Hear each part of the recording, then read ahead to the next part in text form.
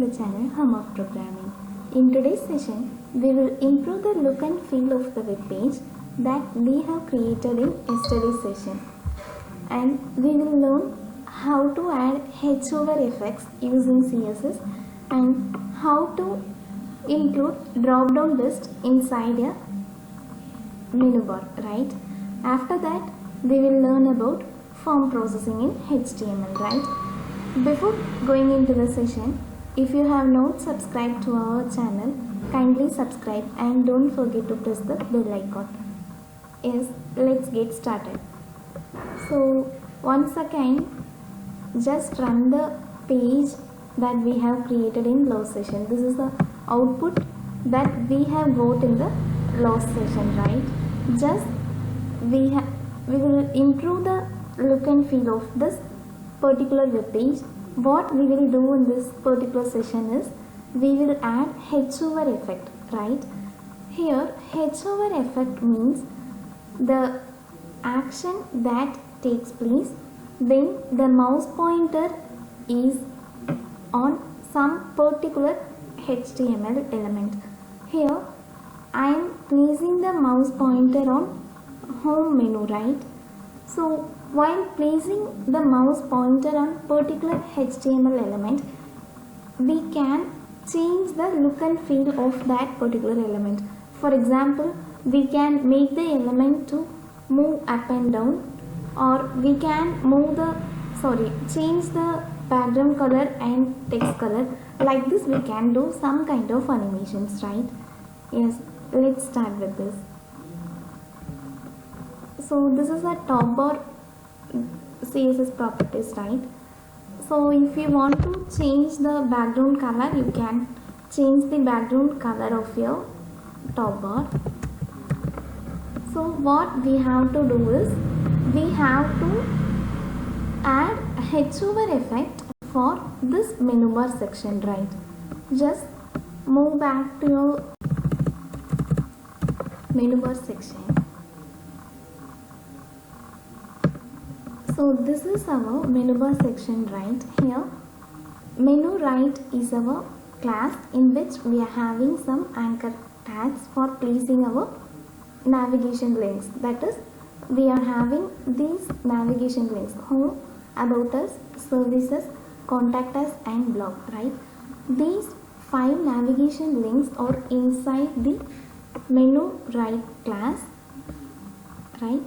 So I am going to add H over effect for particular menu icon. So I want to add animation effect, that is, I want to change the H over effect for all these 5 navigation links, right?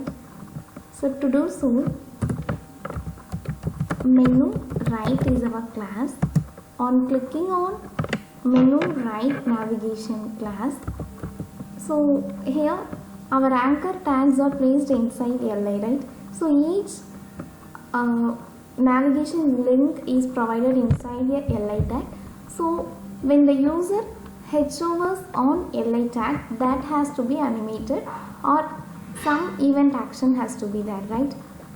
For hovering effect, we have to use the LI tag, right? That is, we have to provide H over effect for LI tag. If you provide H over effect for menu right class itself, the entire navigation links, that is all the 5 menus will get animated, or all the changes that you apply inside that will be applicable to all the 5 menus, right? So we have to apply H over effect for LI tag, which is inside menu right class. What I am going to do is I am going to change the background color of that particular menu, which is H overing by the user, right? Just change the background color to reload to view the output. So we have changed the top bar color. So when I H over on about us navigation link, the background color of the link has been changed to blue, right? This is the H over effect, right?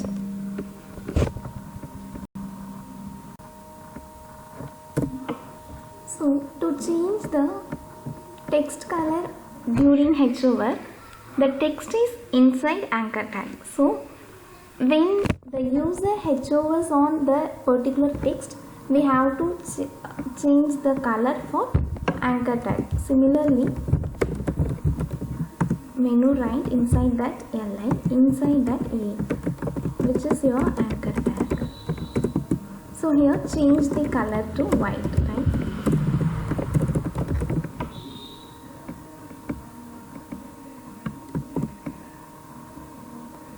So now when the user when the user places mouse pointer on li tag, the background of that particular li tag is changed to blue, and the background color, that is when the user H overs on text, it is changed to white. So like this you can change H over effect using H over attribute. For that, so determine which element you want to animate or add some effect during H over. So after determining that, find where the element is, that is find the parent class of the particular element you want to animate during H over effect. Then first provide the parent class, after that the particular HTML element, after that your H over attribute should be there, followed prefixed by the colon operator. This is a way to provide H over effect. I hope you are clear with adding H over effect for HTML elements. So not only changing the background color, you can change the margin to left and up, so that when you change the top and bottom of margin, it will look for the user just like the particular element is popping out, right? So you can do any kind of changes based on your creativity, right? Let's move on to creating drop down list, right? So here we are having services menu bar, right? So in services section, if you want to list down the number of services, we can use drop down, right? So literally when you are listing it in some content, like here div class equal to, I am writing as S4.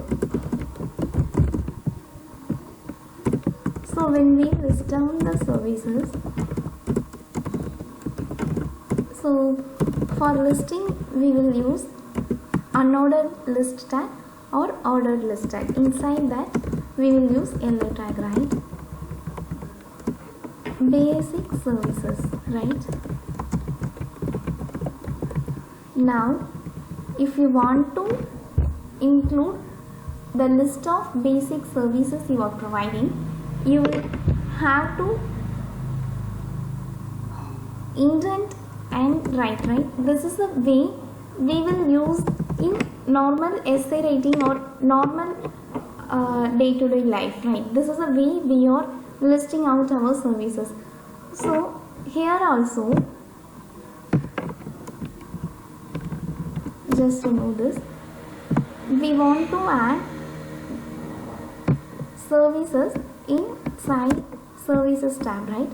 So already services is included inside a list tag, right? That is li tag. Now to list down all the number of services inside this, you have to create an unordered list or ordered list inside this particular list tag, right? I hope you got my point.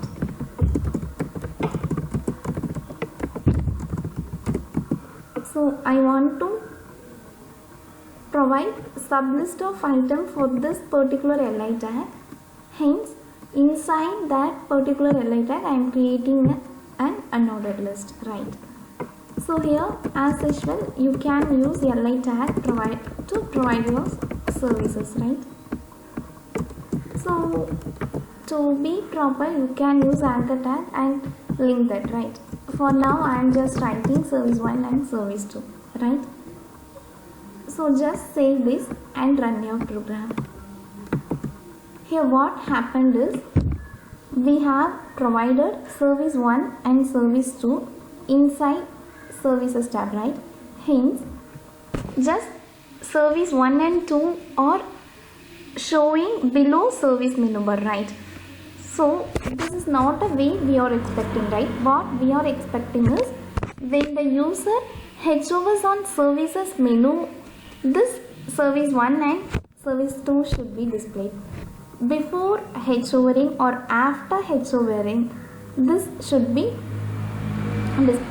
disappeared, right? To do so,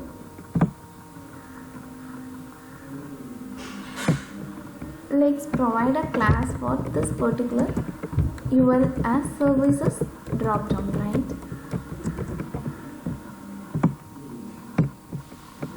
So below service title CSS, we can add CSS section for services drop down, right? So it should not be visible static, right? So only on heads over effect, this particular menu item should be displayed, right? So I am going to set the value of display property for this particular drop down section to none, right? So now view your output. The service 1 and 2 has been disappeared, right? Only during the heads over effect it should be displayed. Before and after the heads over effect, those menus should not be displayed, right? So now before and after we have done. So during heads over effect we have to display that, right? For that we have to use heads over effect once again. So determine on heads overing which element your submenu should be displayed, right? In this case, on heads overing the services menu bar, the submenu of services should be displayed. Hence, you have to provide heads over effect for this particular class, right? Just look for the class name of services menu. We didn't define any class name for services menu till now, right? Hence, add a special class for this service as service content, right? Now add heads over effect for this service content, right? This is your service content. On heads overing this, your services drop down class should be visible, right? You can use now, right? Now view the output here. Here, while heads overing services, service 1 and 2 has been displayed. However, the alignment of other elements have been changed, right? This should not happen, right? For this, we have to do position and add z index, right? Positioning is nothing but similar to display. We have to align the element. For proper aligning of an element, we are using position tab, which is simple. So for position tab attribute, we can have values such as absolute or static or relative, right? Or even sticky, right? These are the values that position attribute can have, right? Here absolute, the value for position, if the value for the position attribute is absolute, that particular element will be accommodated in a fixed width, right? Whereas the relative position value will make the element to take a full width, right? This is a difference between your absolute and relative values of a position attribute, right? Now let's come to z index, right? So z index, attribute should be written as z hyphen index. Before changing this alignment, we can know the purpose of using z index, right? The ultimate purpose of using z index is overlapping of elements, right? Just consider a scenario where you are having three kind of boxes, right? One is pink, another one is blue, and another one is green, right? Our goal is to have the pink box at first, blue box as second, and the green box as third, right? Index. Let me explore this using a demonstration, right? So until then we can keep this web page as it is, and we can explore result index, and we can change this alignment in our home page, right? Just create one new HTML file and save it as just like stack you can use. So to determine the stack order, we are using z index, which is nothing but overlapping of elements, right? Just start with your HTML structure. HTML, inside it we are having head tag, and inside that we are having title, right? Stack order, just like we can give, and we can create body tag, right? Slash body. Just I am creating section for accommodating three boxes. First box is pink, and the second box is green, and the third box is blue, right? Let's add some kind of content inside it such that it is visible, right?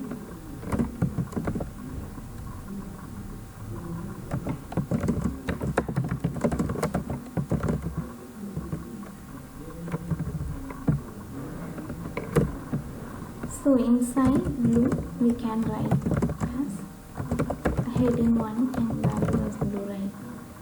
Just save this and run your program. So pink, green and blue. So to identify the effect of z index, we can just add background color to these three boxes, right? Let's see, we can give the name of the color itself. For pink,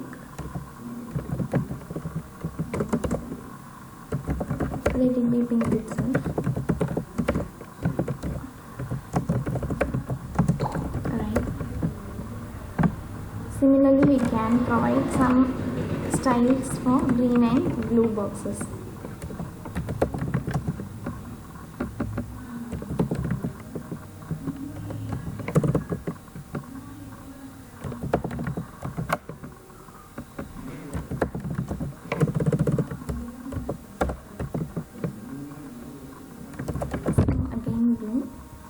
Just change the class name here to right.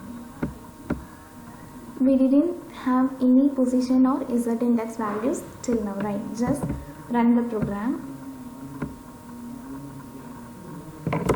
So just remove the semicolon after the class name and now run the program. You can find the order is same as in our code, right? We have given pink as first, green as second, blue as third, right? In the similar order it is displaying, right? So, and one more thing here is no element is overlapped inside other, right? Pink box is separate and the green box is separate and the blue box is separate. All the three elements are displayed one by one, right? Now what I want to do is all the three elements should be overlapped. This is my goal. To achieve this, we have to add two attributes, right? So for overlapping, we need only one attribute, which is z index. To make the z index to work, we have to provide position attribute, right? Note one thing here, the z index will not work for the position attribute with the value static, right? For all the other values of position attribute, z index will work, right? Now let's change the position value and z index, right? I am setting absolute for pink and relative value for green, and again absolute value for blue, right? Now what I need is, I want green box to display at first, right? So I am giving the value of z index for green as 3. After green, blue should be displayed. So I am giving it as 2. After pink, blue box should be displayed. So this order doesn't determines the order in which each box is displayed. However, it determines the overlapping of each box.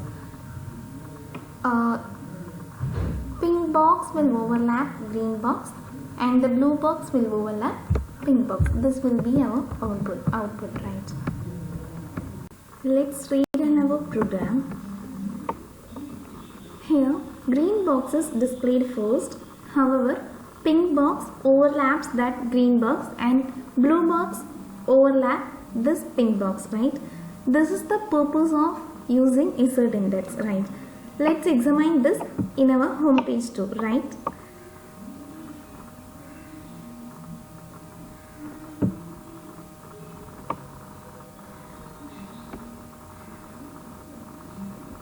So here we can set the position attribute to value absolute, and we can set the value of z index as 1, right? And if you want to change the background color for drop down section, we can do it so. Just we can have some mild gray combination, right? Save this and rerun our program.